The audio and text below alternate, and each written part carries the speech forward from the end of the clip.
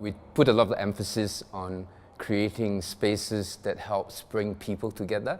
And within these people's spaces, you know, we kind of integrate landscaping and greenery into it to make them all very livable in a very high-rise and high-density environment.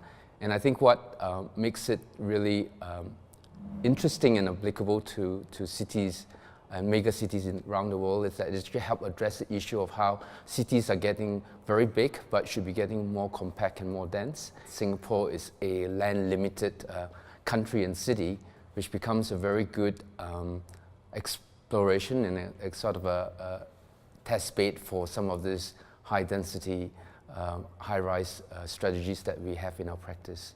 I mean, the things we're suggesting are maybe not terribly radical in some ways. It's simply how people have lived for centuries, but for some reason, you know, people feel like when they want to live in a dense city, they have to give up all these things. They have to give up the idea of going out to a garden or sitting somewhere nice and having a meal with their neighbors, you know, like in a nice corner. And so in some ways, it's very simple, banal ideas about how people like to live, and just making sure we don't lose those when we go to a high-density environment. I guess it's going back to basic. And I think it's going back to where it is a very small concept of just living in a small house.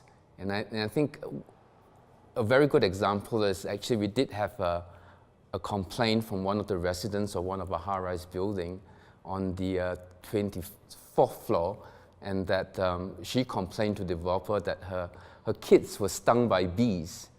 That was so nice for us to know that there is a thriving ecosystem on the 21st floor of our buildings. I think in the bigger picture, we think it's really important to emphasize these ideas about climate and community and sustainability.